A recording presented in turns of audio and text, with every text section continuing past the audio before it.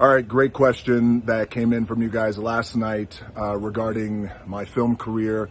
There's been a lot of great questions, by the way. And again, thank you guys so much for being engaged week in and week out with all these questions. It's so cool to stay connected to you guys. A lot of questions about my wrestling career, my movie career, a lot of questions about relationships, a lot of questions about tequila, a lot of questions about mental health, wellness, all of which I will certainly get to.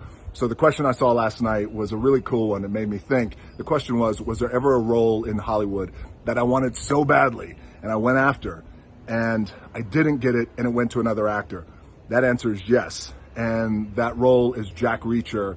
And of course it went to Tom Cruise. Now, the B-side of my answer is that the truth is, in Hollywood, actors are kind of like in a box, and the roles that are written, there's a lot of actors that can vie for a particular role because it calls for them to have a certain look, skin color, size, etc.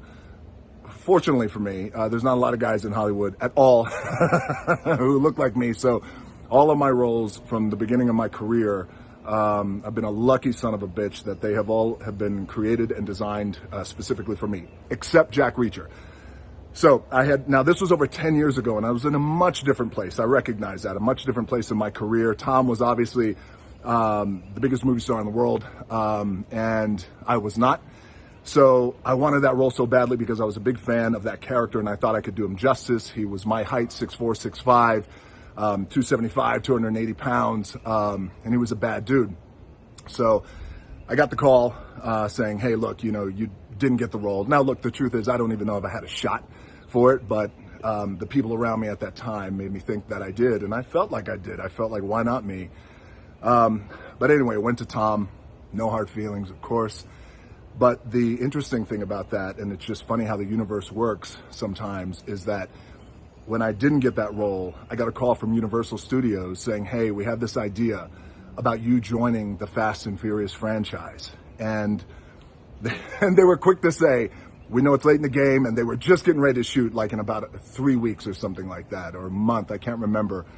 They said, there's not a lot of money for the role, but it is a good opportunity. So I said, well, I've been a fan of the franchise and what you guys have been doing, and especially I see the potential in this, and this was for Fast 5. And I said two things: just give me the creative freedom and space to create the character that I want to create, and let me create a little team around me, and don't worry about the money. I said, I'm doing all right now. I'm not starving. I said, but in success, and if I create a character that people are going to like and that could kind of hit the zeitgeist of culture in a cool way, then the money's going to be there. And they said, absolutely, deal. Shook hands and put a team around me of the Fast 5 writer, Chris Morgan, who has written Fast 5, 6, 7, 8. He did not write Fast 9, and he wrote Hobbs and Shaw.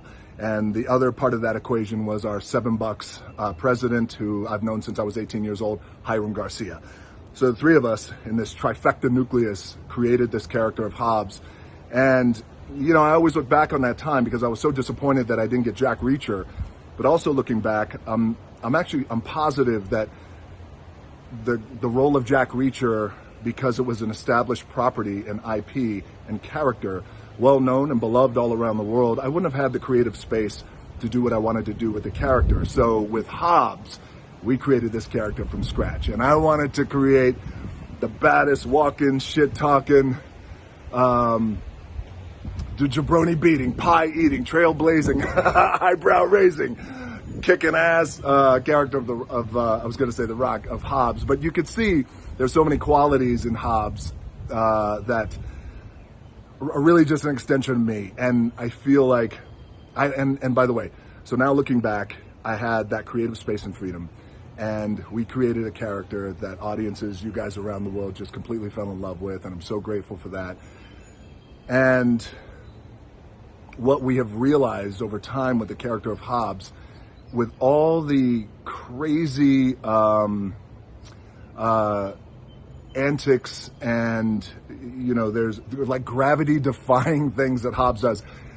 I mean, he's the guy who broke a cast off his arm was like, Daddy's got to go to work. He's the guy who redirected a torpedo in Fast 8. And of course, in Hobbs and Shaw, he's the guy who was like holding a helicopter with one arm and a chain and holding on to the back of the rig.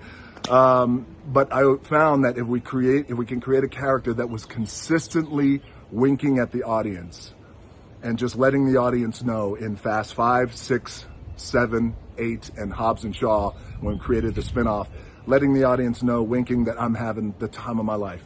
Hobbs is having so much fun. He doesn't always have the answers, but he's going to act like he does. You're goddamn right I do. But always having fun. And it's that winking entertainment value and quality that Hobbs is able to bring that allows the fans to accept and embrace, like, hell yeah, Hobbs can hold the helicopter. Hell yeah, he can lasso the moon. Hell yeah, he could do all these things, that kind of thing. So I look back with gratitude that I did not get Jack Reacher because, when one door closes, sometimes in life, in a kind of cool way, the universe will open up another door, and that other door was Hobbs and Shaw. One more thing regarding Hobbs and the universe that we're creating is a lot of you guys were super excited a few weeks ago when I made when I said that we are developing the sequel to Hobbs and Shaw, which we are. Chris Morgan, of course, will write again. $7 Productions will produce again. And, we created a lot of great characters, from Vanessa Kirby character to Idris Elba, Isaac Gonzalez. And now in this next installment, I have a few more surprises, great characters to create. Not characters that, Hobbs can just kick the shit out of, because that's boring, but characters I think that you guys are going to fall in love with. Villains, anti-heroes, and heroes all across the board. So I'm excited about that. Thank you guys for the question. I appreciate it. And most importantly, you guys stay healthy and stay safe. And we're going to get through this thing. Thanks again. Chat soon.